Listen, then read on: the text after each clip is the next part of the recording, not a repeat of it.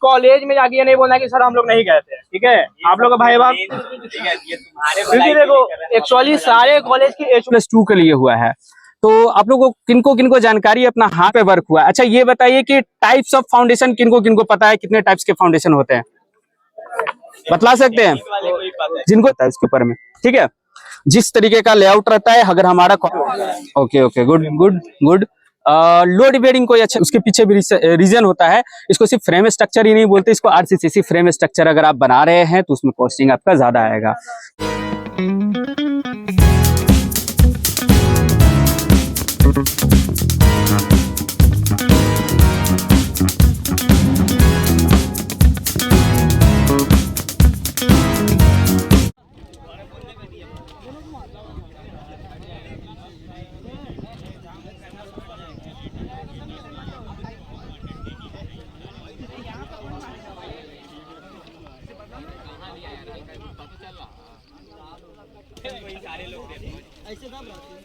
Engineer Saurabh Kumar, और हम ये हमारी जो है एवन रॉक जो कंस्ट्रक्शन कंपनी है, बिहार की अपनी टॉप मोस्ट सेकंड कंपनी है।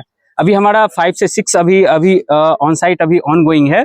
अगर आप उस साइट पे भी अगर चाहेंगे ट्रेनिंग करना तो वहां भी कर सकते हैं।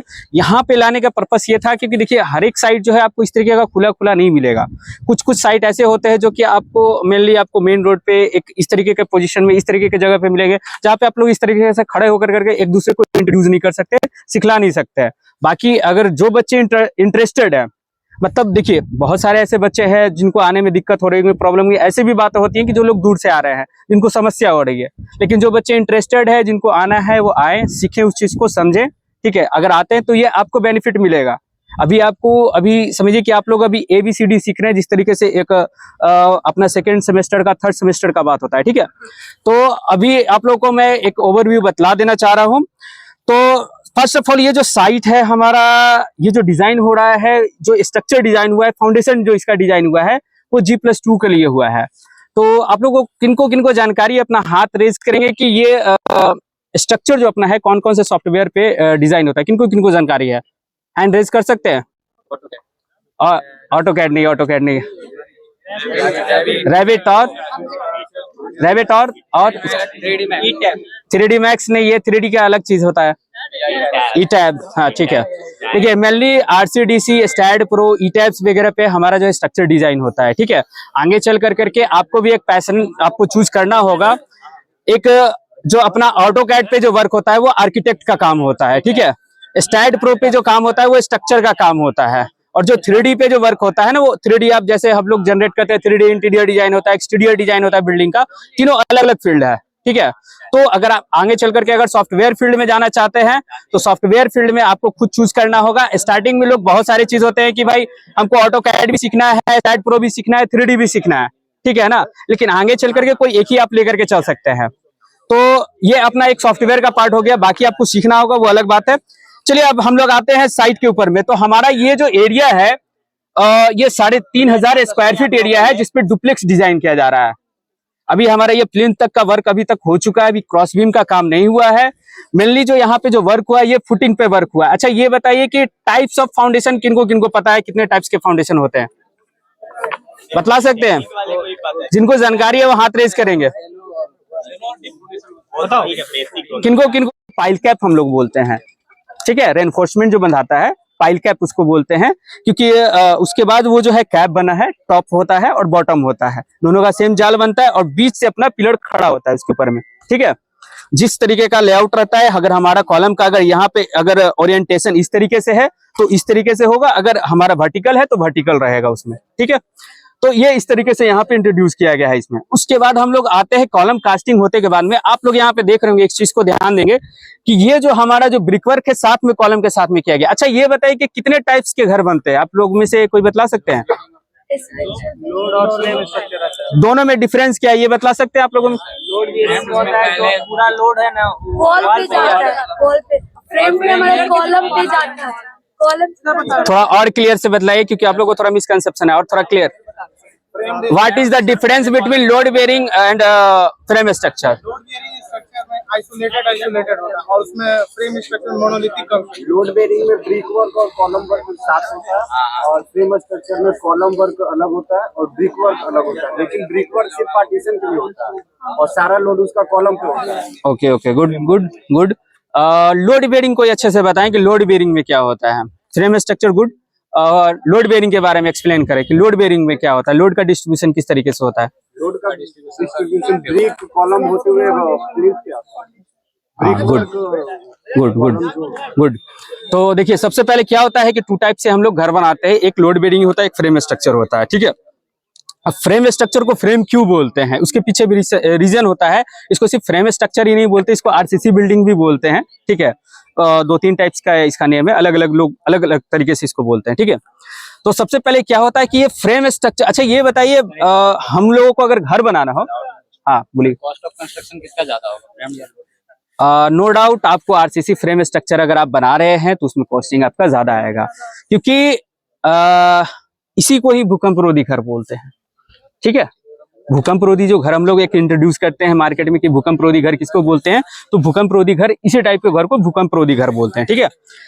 तो अब यहाँ पे ये हमको बताइए कि आप लोगों में से अगर जानकारी है तो आप हमें ये बताएं कि बेस्ट क्या रहेगा, लोड बेरिंग घर बनाना बेस्ट रहेगा या अभी के समय में आरसीसी बिल्ड? फ्रेम प्रीफर करेंगे, क्यों फ्रेम प्रीफर करेंगे? हाँ, मैं कुछ मेरिट और, हाँ उसके कुछ मेरिट्स और डिमेरिट्स आप बताएं दोनों का। ऑर्डिनरी बिल्डिंग ले नहीं हो, फ्रेम स्ट्रक्चर हाई राइजर जा सर हम लोग उसमें ये थर्ड फ्लोर ज्यादा नहीं कंस्ट्रक्ट कर पाते हैं इसके लिए। क्या होता है, देखिए फ्रेम का अगर आप वर्क करा रहे हैं तो सबसे पहला बेनिफिट ये है ना कि जो भी आपका आरसीसी फ्रेम बिल्डिंग बनता है उसका जो लाइफ होता है as compare to load bearing वो ज्यादा होता है, ठीक है। क्योंकि ये टोटल जो बिल्डिंग अपना होता है ना वो अपना रेनफोर्समेंट पे टिका हुआ होता है, फ्रेम पे टिका हुआ रहता है, ठीक है। इसको वॉल से कोई मतलब नहीं रहता है। अगर फॉर एग्जांपल अगर आप घर बना रहे हैं, अगर आपका फ्रेम स्ट्रक्चर आपके पास में ब्रिक वर्क नहीं करना है तो आप नॉर्मल जो है वुडन पार्टीशन भी करेंगे तो भी वो चल जाएगा, ठीक है। तो ये चीजें होती हैं। अब लोड बेरिंग की बात कर रहे हैं, लोड बेरिंग में उसका डिमेरिट्स क्या है और बेनिफिट क्या है। बेनिफिट आपको उसमें कुछ खास ज्यादा नहीं है, उसमें बेनिफिट बस इतना आपका ये है कि अगर आपका बजट कम है तो थोड़ा उससे कम बजट में आप घर बनवा सकते हैं। ऑलमोस्ट ज्यादा का डिफरेंस नहीं आता है, 10 से 15% का डिफरेंस आता है एज फ्रेम स्ट्रक्चर और आपका लोड बेरिंग में, ठीक है। बट उसमें खास आपको बेनिफिट नहीं, क्योंकि जैसे जैसे आप लोड बेरिंग बनाते हैं, लोड बेरिंग का मतलब ही होता है कि जो लोड का डिस्ट्रीब्यूशन होता है वो आपका कॉलम पे भी होगा और वॉल पे भी होगा। तो जैसे जैसे आप ऊपर का फ्लोर बनाएंगे तो ओवरऑल जो लोड होगा वो नीचे के फ्लोर पे अपना जो है आना चालू हो जाएगा, ट्रांसफर होना चालू हो जाएगा, ठीक है। तो ये चीजें हो गई। तो कहीं ना कहीं, और दूसरा चीज सबसे इंपॉर्टेंट चीज होता है कि अगर उसका वॉल जो है, अगर आप अभी के समय, पहले के समय में तो लोग ऐसे करते थे कि टोटल वॉल ही 10 इंचेस का प्रोवाइड करते थे, बट अभी कुछ मॉडिफिकेशन हुआ है कि लोग एक्सटर्नल वॉल लोड बेरिंग में 10 इंचेस का देते हैं, इंटरनल वॉल 5 इंचेस का दे देते हैं, क्योंकि स्पेस बचाना होता है उनको, ठीक है। बट वो लॉन्ग लास्टिंग उसको घर नहीं आप बोल सकते क्योंकि वो वॉल पे टिका हुआ है, ठीक है। तो ये चीजें हो गई। अब फ्रेम स्ट्रक्चर का आपको बेनिफिट क्या है और कहां तक आप कर सकते हैं, ठीक है। फ्रेम स्ट्रक्चर का सबसे बड़ा बेनिफिट ये कि पहला तो ये भूकंप रोधी घर आपका बनेगा। अभी किनको किनको जानकारी है कि अपना जो पटना है वो किस जोन में आता है? सिस्मिक जोन 4, जोन 4 में आता है पटना, ठीक है। ये पटना जो रीजन है वो जोन 4 सिस्मिक जोन में आता है। हाँ जी, नहीं आपको अभी फिलहाल करेंटली हम लोग यहाँ का बात करें तो आप यहाँ का बताएं। तो ये अपना जोन 4 में आता है। तो जोन वाइज ही वेरी करता है बहुत सारी चीजें। अगर आपका घर का अगर फाउंडेशन हो रहा है तो सबसे इंपॉर्टेंट चीज होता है घर बनाने के लिए, लेट मी क्लियर, 1 मिनट आप लोग सुन लीजिएगा, आप लोग के लिए ही मैं बोल रहा हूँ इतनी देर से धूप में। कभी भी घर बनता है तो सबसे पहला चीज होता है आपका जो सॉइल टेस्टिंग होती है, ठीक है ना। ये चीजें मुझे पहले बतानी चाहिए थी लेकिन मैं अभी आपको बतला रहा हूँ, ज्यादा लेट नहीं हुआ है। सॉइल टेस्टिंग सबसे इंपॉर्टेंट चीज होता है। क्यों सॉइल टेस्टिंग होता है ये कोई बतला सकते हैं बच्चे? बेयरिंग कैपेसिटी, बेयरिंग कैपेसिटी कौन बोला बच्चा? हाँ, बेयरिंग कैपेसिटी। सबसे पहले इंपॉर्टेंट होता है कि कहीं भी आप फाउंडेशन कर रहे हैं तो सॉइल टेस्टिंग इसलिए किया जाता है कि अलग अलग मिट्टी का अलग अलग बियरिंग कैपेसिटी होता है, कितना वो बियर कर सकता है लोड को, इसलिए सॉइल टेस्टिंग जरूरी होता है। लेकिन बहुत सारे ऐसे डिजाइनर्स हैं जोन वाइज भी डिजाइन करते हैं, बट उसमें क्या होता है कि जो एक्यूरेसी होता है ना थोड़ा सा फ्लक्चुएट करता है। अब जैसे मेरा प्रॉपर हमको पता है कि यहाँ पे हमको कंस्ट्रक्शन करना है, तो हमको पता है कि यहाँ का अगर हम टेस्टिंग करते हैं तो इसके अनुसार मेरे बिल्डिंग को हमको क्या देना है, पोटेंशियल देना है। बट अगर हम जोन वाइज करते हैं तो ये अब पटना जोन में है भाई, अब जोन के हिसाब से वो कवर करेगा, अब जोन के हिसाब से जो भी चाहिए होगा वो प्रोवाइड किया जाएगा। तो उसमें मे भी ये हो सकता है कि भाई अगर आपको जरूरत कम का फाउंडेशन का भी होगा तो भी आपको एक तरीके का लेकर के चला जाएगा कॉमन वे में कि सबका फाउंडेशन यही है, बेयरिंग कैपेसिटी एक फिक्स है, इसी के हिसाब से जाएगा। तो ये चीजें होती हैं। तो वो जनरली अब सॉइल टेस्टिंग वगैरह ऐसे होता है कि कमर्शियल बिल्डिंग्स जो बनते हैं उसमें ज्यादा जरूरी होता है। नहीं, इसका भी सॉइल टेस्ट नहीं हुआ है, ये जोन वाइज डिजाइन हुआ है। जैसे आपने बताया ना जोन 4 में, सिस्मिक जोन 4 में है, तो जब आप डिजाइन करते हैं स्टैंड फ्लो पे तो वहां पे एक ऑप्शन जोन वाइज का भी देता है कि किस जोन में।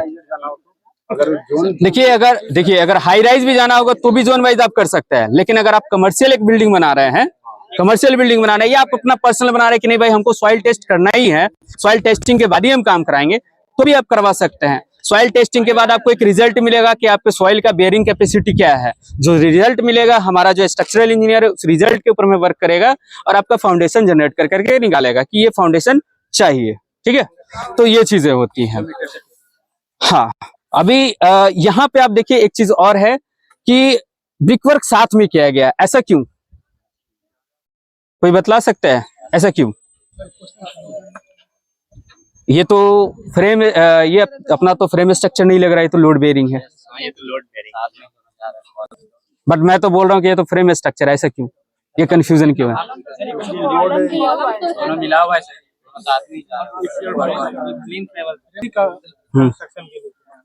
नहीं, अभी चलिए कुछ बच्चे बोले हैं बट वो क्लियर नहीं है, मैं आपको क्लियर करता हूँ। देखिए जब भी अपना काम होता है तो जैसे मैंने 5 फीट मैंने बताया कि नीचे में एक्सकैवेशन किया गया है, फिर लेवलिंग किया गया है, तो सबसे पहला पार्ट नीचे में होता है टाई बीम जाता है, जो कि आपके सराउंडिंग में चारों तरफ प्लॉट के बाहर से जो भी अपना प्लिंथ एरिया होता है उसमें टाई बीम जाता है। टाई बीम के बाद से ये अपना साथ में जाने के पीछे रीजन ये होता है, अभी आप देख रहे होंगे कि ये कंबाइन करके चल रहा है ब्रिकवर्क, इसके पीछे ये रीजन होता है।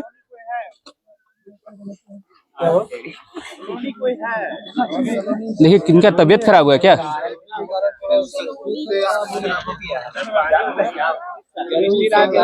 फुटिंग है उसके लिए जो है 4x4 का बनता है, क्योंकि उसके लिए भी हमको जो है एक स्पेस देना होता है, क्लियर स्पेस देना होता है। तो अपना जो है ये रहता है, तो आप फिलिंग करते हैं, फिलिंग करने के बाद इसका लेवलिंग होता है, इसको अच्छे से ये है लेवल कर करके इसको दबाया जाता है। ठीक है, उसके बाद इसके ऊपर में इसका फ्लोरिंग बनाया जाता है। तो अगर ये अपना ब्रिकवर्क जो है सेपरेट रहेगा, ठीक है, क्योंकि अपना तो ये फ्रेम स्ट्रक्चर है, इसका जो कास्टिंग होगा वो प्लेन कास्टिंग होगा, कोई इसके बीच में रिलेशन नहीं बनेगा। ये एक समय के बाद ऐसा होगा कि ज्यादा प्रेशर बनेगा तो ये दीवार अपना बाहर आ जाएगा। ठीक है, तो इसलिए जो अपना प्लिंथ तक का जो वर्क होता है, जो अपना फिलिंग होता है, बहुत लोग मिट्टी फिलिंग करते हैं, बहुत लोग व्हाइट सैंड फिलिंग करते हैं, ठीक है ना, तो ओवरऑल जो है इसको पकड़ करके रखने के लिए हमारा जो है मोस्टली इस चीज को किया जाता है। ठीक है, तो चलिए यहाँ तक का आप लोगों को समझ में आ चुका है, अभी ऑलमोस्ट जितना काम हो चुका है। अभी जो अपना काम हो रहा है ये क्रॉस बीम जा रहा है, आप लोग इस पे काम कर सकते हैं। डीपीसी का नाम सुना होगा आपने, क्या बोलते हैं? तो अभी इसके ऊपर में वही होने वाला है, साइड वाइज अपना डीपीसी होगा और बीच में अपना क्रॉस बीम जाएगा। ठीक है, ये अपना क्रॉस बीम हो गया, इसके ऊपर में साइड वाइज, क्योंकि अपना ऑलरेडी जो है नीचे में टाई बीम जा चुका है। क्या ग्राउंड लेवल? टाई बीम हो चुका है, ग्राउंड लेवल में ऑलरेडी हो चुका है।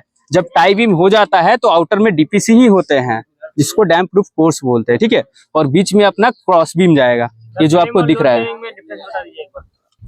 अभी तो बतलाएं, आप अपने कलीग से पूछ लीजिएगा। लोड बेयरिंग में अगर पार्टीशन होल्ड डालेंगे तो लोड आएगा क्या? एकदम आएगा। किताब में तो लिखा रहता है डेड लोड रहता है वो। नहीं, एकदम लोड आएगा, एकदम लोड आएगा। उसका फ्रेमिंग ही सारा लोड पे टिका हुआ रहता है आपको, और उसका एक फिक्स एक ये होता है कि आपको 10 से 12 फीट के अंदर में ही कॉलम देना है, उससे ज्यादा का स्पैन आप नहीं ले सकते हैं। अगर उससे ज्यादा का स्पैन देते हैं तो फिर उसके लिए आपको एक्स्ट्रा सोचना पड़ेगा, एक्स्ट्रा बार प्रोवाइड करना है, या अपना जो स्लैब बीम आपको जा रहा है उसमें एक्स्ट्रा बार प्रोवाइड करना है, आपको एक्स्ट्रा कुछ सोचना पड़ेगा उसमें, अगर आप एक्स्ट्रा प्रोवाइड करेंगे तो। ठीक है, और उसका फाउंडेशन का भी आप लोग को अगर ज्यादा डीप नॉलेज चाहिए होगा तो पर्सनली बात कीजिएगा, हम आपको इंट्रोड्यूस कर देंगे कुछ खास चीज। फाउंडेशन का डीप नॉलेज आते रहोगे ना, आओगे ना वहाँ समझ जाओगे। यहाँ तक का काम आप लोगों का खत्म हो चुका है। ये बताओ कोई फाउंडेशन का कितना ठीक है? बाकी बच्चे जो है और किसी को कोई डाउट है क्या तो हम लोग साइड पे ले जाते, वहाँ देख लो, डिटेलिंग कर लो। इंच कितने हाइट पे किया जाता है? ग्राउंड लेवल पे 450 आओ, कोई इशू नहीं है, रूम ले लियो, ग्राउंड ये रहेंगे अवेलेबल, साइड पे जाके लेट मी, ठीक है ना। अभी जहाँ पे आप खड़े हैं देखिए रोड लेवल से ऑलरेडी डाउन है, बट ये इसको रोड लेवल आप नहीं ले सकते क्योंकि ये कच्ची रोड है। जब भी रोड लेवल लिया जाता है आपका जो मेन रोड है नियर बाई में, उससे रोड लेवल लिया जाता है। उससे आप 2.5 फीट ऊपर रखें, 3 फीट भी लोग रखते हैं क्योंकि उसी हिसाब से रहता है रोड किस टाइप का है, ठीक है ना। तो 2 से 2.5 फीट हम लोग जनरली रखते हैं।